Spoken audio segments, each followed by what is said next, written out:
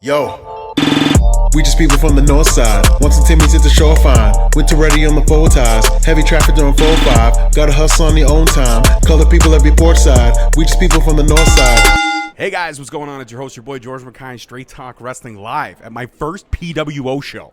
And who better to get on the show for the first time, but hopefully not the last time, the next big thing in Ontario indie wrestling. Jax Williams. Wow, thanks for having me on. I'm looking forward to it, yeah.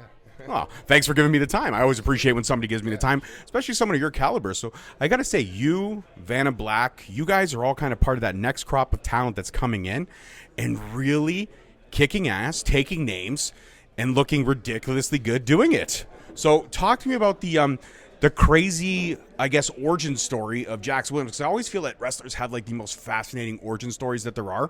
Next to superheroes, pro wrestlers have pretty cool backstories. Yeah. So what is the backstory of Jax Williams? Where did it all begin? Yeah, I mean, like most kids, when I was younger, I got into wrestling just through seeing it on TV, the larger-than-life kind of characters. It wasn't really like the cool thing when I was growing up, so it wasn't something I really thought to pursue much. I was a big basketball guy growing up. Nice. Played in high school, played like travel leagues, played in university a little bit. So then when that wrapped up, I just kind of missed having like the athletic, something to challenge myself with and try to strive to get better at every day. So I was like, why not try wrestling? Like, I've always loved it. I thought I had a chance to at least be somewhat okay at it, so I gave it a shot. Yeah. Somewhat okay? That's an understatement, man. Like I said, and I don't say these things to kiss anybody's ass. Anybody that steps through that squared circle and has the enigmatic energy to paraphrase it, to go out there and literally tell stories without any words, it's an incredibly hard task to do. And you do it better than most, that's for sure. Thank you. Yeah, it is pretty cool when you put it that way. Sometimes you don't really always think about wrestling is very hard. Like sometimes when we're traveling, we talk about like all the things you have to consider when you're out there, and it's definitely challenging. It's a lot of work. Yeah. It really is. I mean, putting together a match is very complex in its own, because you got to literally tell a story from beginning to end in 15 minutes. And if there's been a build or an expectation of a huge payoff, you better hit it. You better hit all your marks. But also there's the risk of making sure you're safe and making sure your opponents are safe, whether it be tag team, singles, what have you. And if it's a stipulation match, then there's even more on your mind. I've heard a lot of people say the cliche saying would be, oh, clear your mind. Just go into the ring, clear your mind, and have fun and focus on the maneuvers. But really, can you clear your mind when you have all that in the back of your head? Yeah, I mean, I don't know if I look at it necessarily as clearing my mind. I think that I try to spend enough time like training and preparing for matches that certain things I don't have to think about, like certain fundamentals are just ideally second nature. So when you're out there, you can focus more on just performing for the fans and not so much on executing everything, because it's you should do it so much that it's second nature, really. I think that's kind of how I look at it. I'm sure other people have different ways, but yeah, that's my approach. No, I think the way you're looking at it is the right perspective. Now, I mean, you've only been in this in short of under 2-3 years. Am I right? Am I right in my timeline? Yeah. So I had my first match February 2020. Okay. So then a month later, the world shut down. So I've been going full time strong since about fall 2021. Okay. So coming on 3 years or so soon in a couple months. Yeah. Look at that. My timeline was bang on. Pretty good. Yeah, pretty good. So I mean, let's talk about that. You have your first match. You get the rush of performing in front of a live crowd. You're like, yes, I'm greenlit. I'm ready to go. Boom. World shuts down. How did you keep yourself motivated to be ring ready for when the world open up again? Yeah, it was tough. It was not easy. Especially like you said, I got my first taste, and nothing's better than the first time you go out there and do it. And then it was gone, and I just kind of, like, I'm naturally just very competitive just in my life. So I looked at it as a way to try my best to bridge the gap between myself and some of the guys that are more experienced than me. It's like anything I can do to try and just narrow the gap, so that way when things open up and people see me for the first time, maybe I don't look quite as new or quite as uncomfortable out there as you are when you first start off, right? So that was kind of my strategy there, yeah. I think you hit the strategy perfect, because the first time I saw you was somewhere in late 2022, and man, you looked polished. You looked like you had been doing this for a long time, and I was like, got to keep my eye on this guy. And then I saw Vanna, and Vanna's like half your size. You guys are really like David and Goliath. Unfortunately, she is David. You are Goliath. But you guys developed a friendship. You guys have been on the road together. You guys are like brother and sister. And you guys have been through a lot. There's been a lot of achievements that you both have made. And when I interviewed Vanna, one of the things she says was being on the road with you and having like somebody going through this journey with her was the best thing that ever happened to her. Would you agree with that statement on your end as well? Yeah, it's great having her. Like I kind of started a bit before she got as serious, and then we kind of started once she realized like, oh wow, she's really serious about this. It's like, well, let's just go together. Like we're from the same place, and you get a different perspective. It's, you know, you can bounce ideas off her, and she comes at it from like a whole different side of wrestling, right? Like the women's side is different, and it's like, oh, I did this match, I did this. Like, what do you think? It's nice to have someone you can just ping pong ideas off of, and someone that's not afraid to be honest with you and has your best interest in mind. It's definitely helpful, yeah. Absolutely. Now I got to ask. I asked her about this, and I asked a couple other individuals that were on that road trip to the dungeon. Were you part of that group that was on that road trip to the dungeon? Did TJ and Natty and all that, the whole experience? Yeah, I did go. That was awesome. That was such a cool experience. Yeah. Would you say it was life-changing? It was, yeah. I mean, it was awesome. Just getting on a plane, flying to Florida. Like, it was my first time on an airplane, too. So that's its own separate kind of life check mark, I guess. Absolutely. But, yeah, just seeing how good and, how much they demand excellence from their performers over there, it was inspiring. Like they were hardcore. Yeah, there's no messing around. Yeah. What was it like learning from a lineage in the Hart family and Natty, but also lineage in TJ, and how phenomenal he was in the ring? Career cut short, and it pisses me off every day because I think he would have had a Hall of Fame career. But also now being one of the best producers in WWE. Some of the matches and the segments that he books are fucking lights out, man. What was it like learning from that mind? Were you able to have one-on-one conversations, whether it be 5, 10, 20 minutes? Were you able to get any sort of knowledge for yourself to soak up individually, or was it just all group soaking everything up?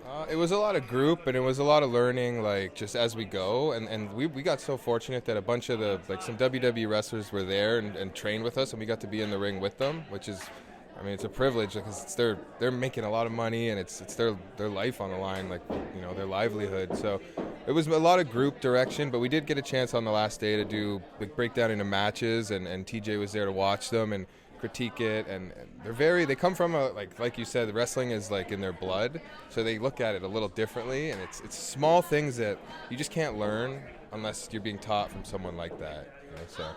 Yeah. Would you say, a cliche question to ask, but I've got to ask it because I'm interested in knowing, would you say that it made you a better performer in the ring? Oh, absolutely, yeah. Just even from, not even just from what I learned there, which was amazing itself, but it was humbling. It's like, maybe I'm not in as good a shape as I thought I was. So when you come back, you're ready to get back to work and try to keep that momentum rolling. Yeah. I love that. So, I mean, it made you a better performer, and you learned a lot, you soaked up a lot, and you came back, and now you are kicking ass, taking names. 2024, we're only a quarter of the year through. Yeah. Still got a solid 8.5 months, give or take. So by the time this interview airs, it'll be sometime in May. The sun will be shining. Hopefully snow will be well past the distance, and we can focus on pro wrestling, bread and butter for the next 4 or 5 months. What are some of your short-term goals? And again, these are cliche questions, but I'm fascinated to know because I want to know where your career trajectory is, where you want your career trajectory to go. Yeah. So what is your short-term goals over the next couple of months? Are there any local promotions that you want to get booked at on a more steady basis? Are you planning to go outside of the province more? Like, what's next for Jax Williams in this journey? Yeah, I mean, my number one goal is there's a lot of places or promotions that I've got the chance to work on where it's almost like entry-level spots, and I want to try to break through that into more featured roles on those shows, hopefully. I want to do more things like outside of just the physical wrestling, like get on the microphone and talking and developing things like that. My most the first goal I think of is I have to get out of the province. I've wrestled in the U.S. a couple times, but I really want to travel to see some other provinces, even just to wrestle, but also just to go and do it and see them. So that's priority number one for me right there. Yeah. I love it. Very obtainable, very realistic goals. You're not saying, man, in 2 years I want to be WWE ready and all this stuff, but you're on this journey. Like you said, it wasn't the cool thing to do, but now you're at a time where pro wrestling is probably the hottest and the coolest it's ever been since the Attitude Era. And let's listen, as much as wrestling fans as we love the Attitude Era, we can both agree that there was some shit in the Attitude Era where we're like, what the fuck is happening?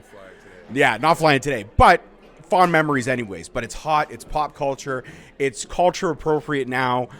What is it like being in this world of pro wrestling when it's as hot as it's ever been in a very long time? Yeah, it's been fun, and like we've all kind of like theorized and shot back and forth because it seems like it's not just WWE that's hot; it's everywhere, and it seems like every show you're on locally is selling out. It's packed. The fans are enthusiastic. So I think it's kind of just like pro wrestling is collectively just on a major streak, and at all levels you're getting to kind of enjoy that. So it's cool. Yeah, every show is it's so electric every time. Yeah. I love that, man. I feel like you got that energy. So I got to ask you this question because I feel like you'd have a great answer. That first taste performing in front of that live crowd. What was it? What was going through your mind 5 seconds before your music hit? You're back in the curtain. You're about to enter for the first time. What was going through your mind, Jax? I got to know. Yeah, a lot. A lot. Okay. First thing going through my mind was a brief, like, I can't do this. I'm turning around. I'm not going. Coming up? I was getting nervous because, like, I've had experience performing, like, athletics in front of crowds. It's nowhere close to the same thing as what we do with wrestling. So, yeah, I was nervous. And I remember a lot of guys would tell me, it's like, you're going to feel that, but then when you step through the curtain, it'll go away. And they were right. Like, right when I hit the curtain and I just felt the audience, it was like, oh, yeah, like, this is what I'm supposed to be doing. Like, it feels natural. Yeah. But, yeah, a lot of things going through the mind the first time. You know what? It's the same thing, I think, for everybody when they enter this business, no matter what form they are, whether they're the backstage crew, the cameraman, myself, who's a commentator, and I've had the honor and privilege to call a few of your matches at Destiny and stuff like that. They've been scrambles, but you're working your way up, and I have no hesitation whatsoever to believe that you will be in a higher spot in Destiny. You just keep putting the work in because I really do think you are that fantastic. But even being on a commentating level, like we're on the fly, we're on the gun, we're the narration for these amazing stories you guys are telling in the ring. I know how many times I've goofed up names. I think one time I called you Jax, not Jax, but Jax as in Jax, Jacks. So, you know, like, and it doesn't sound different, but in my head, I know it's different. And I go back and I'm like, fuck, how could I do that? What a disappointment for me to pronounce somebody's name wrong or to say something wrong or call a move wrong. But you know what? It's all about learning curves and experiences. And if you make mistakes, it's okay to try again. Do you feel the same way? Like there's probably been times where a match wasn't perfect or a spot wasn't perfect. You go back, you break it down, and you work even harder? Or do you just, say, hey, it was a mistake and I got to move on? Do you dwell on it or do you take it as a learning curve and move on? Yeah, I never let myself dwell on it. I feel like that's just not productive. Like, mistakes are going to happen. It's inevitable in there. And I kind of, number one, a learning curve. So it's, okay, what happened? What went wrong? How can I fix it next time? And then it's, I kind of, and I'll joke with Vanna about it. It's like, you have until the end of tonight to be upset about it, and then tomorrow move on, get better.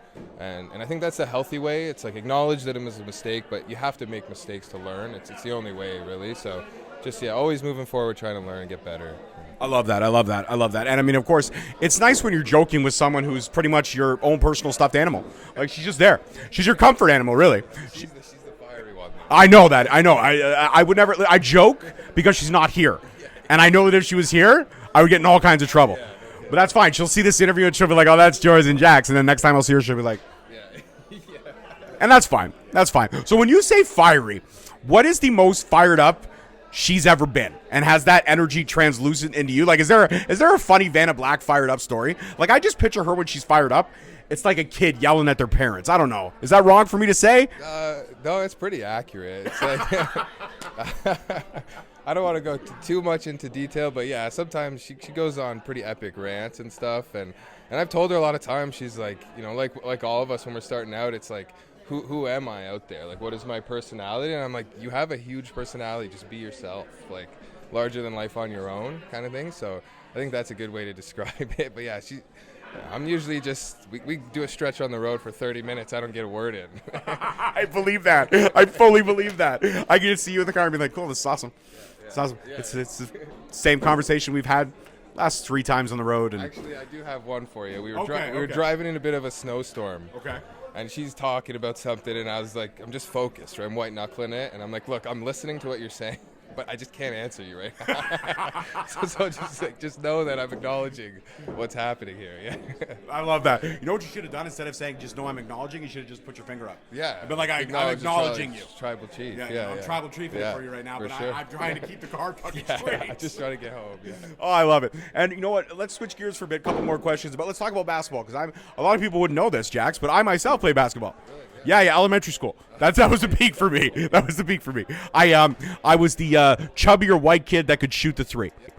That was me. That was my goal. Yeah, so I was the classic, like the chubby kid in every sports movie? That was me, head to toe, buddy. You can see it, right? I'm Schwartz. That's who I am. But what about you? What position did you play? What did you love most about basketball? For me, it was just adrenaline. Just hitting that perfect three, hearing the swoosh. It was just the whole excitement of it all. Yeah, I played a lot of guard growing up. Okay. Like, especially when at the higher levels I played at, I'd be like the smallest guy out there a lot of times, height-wise. And I just loved it. I just love having something to try and get better at and practice. And I really love competing and especially coming up as like a white guy playing, like especially like at the higher levels you get to, it's you don't get respect quite as easily. You have to really, really earn it. So I always look forward to like you don't think I can do it? Well, like, let me show you. That was always my favorite part. Yeah. I love that. You know what? Now it's a lot more easily and obtainable to believe that a white guy can ball because they can. A lot of them can. I actually like the remake of White Man Can't Jump because when the guy's like, oh, we'll just like, dude, white guys can ball. Are you stupid? And actually, Jack Harlow, I will say, Jack Harlow, not bad in that movie. Not bad. I mean, it's funny to hear you say you were the smallest guy out there because even when you walked up, I'm sitting there going, hey, Jax, nice to meet you. It is a bit of like a skewed perception where it's like you kind of feel like you're short all the time when it's like a bit above average height. So I'm doing okay. But in the land of giants, it's different. Yeah. Fair enough. So how tall are you? About 6 foot, 6'1". Oh, perfect. Yeah, okay. I'm 5'10". Bite me. Okay, yeah, I don't know what 6 feels like, dude. Six feels, but at least both of us are over 5. Yeah, we can say that. Yeah. I mean, Van is what, 4'2"? Pretty much, yeah. I love it. Van, I love you. You know I'm one of your biggest fans. I just love cracking. And who better to crack than with your paisan, Jax Williams. It's been incredible having this conversation with you. Thanks for being here, man. It's an honor for me to speak with you. I hope you had fun. Yeah. Great, yeah. Oh, it was awesome. Thanks for having me on. It's a big fan of the show. I always watch them, so it's nice to get on here. Well, big fan of the show. Now you're on the show. It's in the books. You are now officially a member of the Straight Talk family. Anytime you want to come back, you see me at a show. George, you doing anything right now? No. Fuck. Bring up the camera. Let's record. I always have my equipment with me. Do it. Yeah. Thanks, man. Yeah, appreciate it. Peace, love, and wrestling, guys. We'll see you next week. Peace. Yo. We just people from the north side. Once and Timmy's hit the shore fine. Winter ready on the full ties. Heavy traffic during 4-5. Gotta hustle on your own time. Color people every port side. We just people from the north side.